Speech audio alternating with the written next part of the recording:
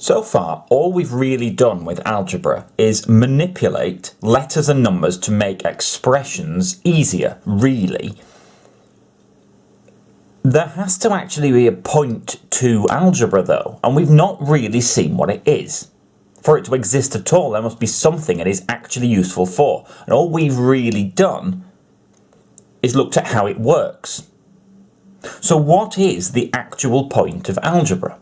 Well, think back to the very first thing we did with it. We looked at that shopping example with the bananas and the carrots. And we said that algebra is not using letters to code for numbers. That's just the way that we do it. Algebra really is a system of problem solving, a way of taking information that we know and using that to find information we don't know by working through a set of logical steps. I think of a number and I double it.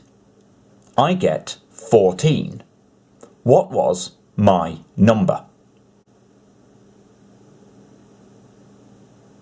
So I've got some mystery number in my head, and then I do a certain thing to that. In this case, I double it, I times it by 2. Now to get back to the number, I have to take that total, that 14, the thing that I got when I doubled my number. If I then did the opposite, if I undid that doubling, and I say halved it, I divided it by 2, that would give me 7, and therefore my number must have been 7. Because if I take 7 and I times it by 2, I will get 14. I think of a number, I multiply it by 3 and then I add 2. I get 17. What was my number? And again, in order to work out where I started, I have to use that total of 17 and I have to work backwards through the steps that I did. I can undo what I did to my number to work back to where it started, to my actual number that I'm thinking of. The last thing I did to get the 17 was I added 2. Therefore, if I take 2 away, if I do 17 take away 2, that will get me to 15, which is where we must have been before I added 2. Now the first thing I did to my number, I thought of my number, I times it by 3 and that will have given me 15. If I undo that and do 15 divided by 3, then I will get 5. And my number must have been 5 because 5 times 3 is 15, add the 2 gives me 17. Now the question is, how is that useful to algebra? Well, let's think about that last question again. I think of a number, I multiply it by 3 and then I add 2 and I get 17. I think of a number. We do not at this point in the question know what my number is. My number is an unknown thing. And do we have a way, thanks perhaps, for example, just throwing something out into the air from algebra, to write down a way of showing a number that we don't know the identity of, but maybe we will find out later? Well, surely that is just using a letter as code. We could choose a certain letter to code for my number. You might think, well, surely we could use, say, N for number. And yes, you'd be right, but just because we're going to stick with X for my number. Why? We're going to stick with X because it's probably the most common other letter to use. I think of a number, there is my unknown number. My unknown number is X. I think of a number and I times it by 3. If I'm timesing that by 3, how can I write that? What is 3 lots of X? Well, 3 lots of X surely will just be 3X. So there we go, I've got my number, I've timesed it by 3. And then I add 2. I can add 2 to that, I can just put plus 2. And when I do that, when I take my unknown number and I times it by 3 to give it a 3x and then I add 2, 3x plus 2, that gives me 17. So I can say that that is equal to 17. And what we have got here is an equation. How do I know it's an equation? Because there is some algebra and it is equal to a particular number. This equation describes the problem that we started with. I think of a number, I multiply it by 3, and then I add 2, and that gives me 17.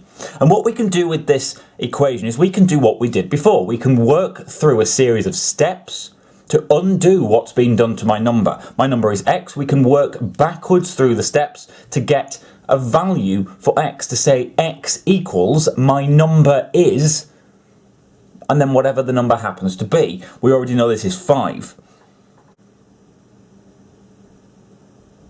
Now, in theory, we could do that with anything like this. Any setup like this that looks kind of like this, with some number of x's plus or minus a particular number equals another number, anything that looks like this, we could go through those doing and undoing processes. We could work backwards through the problem, because this is just a way of writing down quickly using algebra, using this letter coding system. This is just a quick way of writing down the I think of a number problems. And we can do that working backwards through the steps to get down to a value for x. And what that process is for anything like this, taking any equation and working backwards through it to get a value for the letter, to work out what number that letter is code for, that is a very particular word. It's the next of our algebra question words. And the question will say, solve. And solve as a question means find out what the letter is code for. X equals something. Now, I know that you know the answer to this is 5. We know the answer to this is 5 because we did it before. But I also know that some people will be able to look at these kind of problems and unpick them really quickly and just see that the answer is 5. Some number times by 3 and then add 2 to it gives us 17, and a lot of you could probably work through that one in your heads and say, oh, it's 5. Great. But that does not matter one bit, because what an examiner will want to see is they will want to see the logical steps that you are working through. Algebra is not using letters to code for numbers. That is a quick way of doing it. That's helpful. That's how we do algebra. Algebra is the system of problem solving. So you need to show that you are actually solving the problem and working through those logical steps. So how are we going to do that here? What we're going to do is we are going to imagine that our number moves through a kind of conveyor belt system on perhaps like a production line, if you like. And we're going to start with the x. And we're going to set up a system where we write down on this production line, this conveyor belt, what happens to the x at every stage to first of all build the equation. This is going forward. So we start with the x. The very first thing that happens to it, it becomes a 3x, so we times it by 3. And then it carries on a little bit more, and then we add 2 to it. And then we get to the end of that conveyor belt production line, and we spit out the number 17 at the end, and 17 is the finished product. And we haven't done anything here other than write down what has happened. But this is a clever conveyor belt, because actually we could put it in reverse. And all the machines on that conveyor belt that worked to build the 17 going forwards could break the 17 apart going backwards. So what we do is we put the 17 back in. And we reverse the machine. And this time, when we hit that +2 machine, well, going through the +2 machine the correct way forwards is going to add 2 on. But going through it backwards, it will reverse what happens. And the opposite of adding 2 must be taking away 2. And then we're going to hit the next machine. And this machine heading forwards times our number by 3. Going backwards, it's going to do the opposite, and it's going to make it 3 times smaller. It's going to divide by 3. And putting the 17 back in the end, reversing this system, reversing these steps, will take us back to something. And whatever we get out the end when we do it backwards will have been the value of the x in the first place. So let's test that. We know we're looking for the answer 5. Let's check to see whether that happens. So 17 goes back in the end. We reverse the machine. We reverse the conveyor belt. 17 take away 2 is 15. And then 15 divided by 3 is 5. And our final answer here to the question, solve 3x plus 2 equals 17, will be x equals 5. And that is our answer, and that is what we would need to write down, that x equals 5. Solve means find a value for the unknown letter. Well, we have done that. We have found that x is code for 5. This process overall, these are called function machines. They are effectively a machine that take an input, do some steps to it, and give us an output. And by reversing this function machine, we can get back to the original input, which is the value of the x. As long as we set up our machine correctly first, by starting with that unknown letter, wherever it is in here, and working out what happens to it in the order that it happens. Remember, it will still follow BODMAS rules and things. There is a times in there, 3 times x, that must be the first thing that happens, the +2 being the second. As long as we can set up that function machine correctly forwards, we can easily reverse the steps to get back to the original value of the unknown letter. Solve 5x plus 4 equals 19.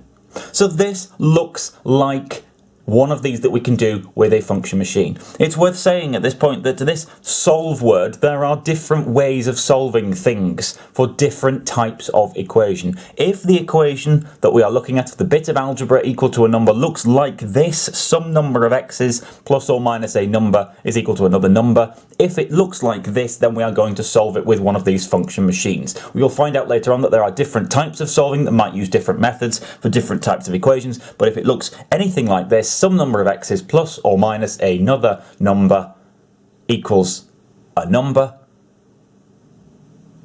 then we can solve it with this function machine. So our first step is to start with this x, this unknown letter, whatever it happens to be, and then we're going to build the machine going forwards. So this is 5x plus 4, so the very first thing that happens to the x must be it times by 5. If you need a hint in what happens first, BODMAS is the way to go, but also reading it will usually give you a good clue. 5x plus 4, so the very first thing that happens is it becomes a 5x. It's the first thing we read. And then we're going to add the 4, and that's going to spit 19 out the end of the machine. But then, actually, we're not that interested in what comes out the end of the machine. We knew it was 19. What we're interested in is if we put the 19 back in the machine and reverse it. So instead of adding 4 when we put the 19 back through, it's going to take away 4. And instead of timesing by 5, when we reverse it, it's going to divide by 5. 19 goes in the end. We're running the machine backwards. Let's see what we get out from the original input. So 19 take away 4 is 15, and 15 divided by 5 is 3, which means that our answer, x equals 3. Final thing we could do to check it, well, we could actually check that answer by substituting it into the original equation, seeing if we get the answer we're expecting. If we substitute the x equals 3, and that's 5 times 3 is 15 plus 4 is 19, and it works. There is only ever going to be one possible solution when we do these types of questions, these solve questions. So if this works as an answer, it must be correct. If it doesn't work, it must be incorrect. Let's have a look at another one. Solve y over 10 minus 3 equals 6. Looks a little bit different this time, but actually it's still broadly the same kind of thing. We've still got some number of a particular letter. It's a different letter this time, it's y rather than x, but that actually genuinely doesn't make any difference. The letter used is completely immaterial. Use whatever letter you want. X is the one we're going to see most commonly, but other letters will turn up in these questions as well. We do, however, still have some number of that. It's just that we're dividing it by 10 rather than, say, timesing it by 10 in this particular example. Then we are taking away a certain number, and that's equal to another number. We can still solve this with a function machine as long as we build the machine correctly first. So let's start with the letter. The very first thing we do to that, well, it's a y over 10. So the first thing we do to it must be, this time, to divide it by 10. Then we keep going, and we're going to take away 3, and that spits out the answer of 6. Now we're going to reverse the machine and put 6 back in. Instead of taking away 3, we are going to end up adding 3. And instead of dividing by 10 when we run it through backwards, we're going to be timesing by 10. 6 goes in, we add 3, and that gets us to 9. 9 times by the 10 is 90, and we are suggesting here that the answer, y, is code for the number 90. Y equals 90. That seems pretty big, but there's no reason why y couldn't be a large number. Let's test it though. 90 divided by 10 is 9. Take away 3 is 6. It works when we substitute it back in, so it must be the correct answer. Y equals 90 is the solution to this equation.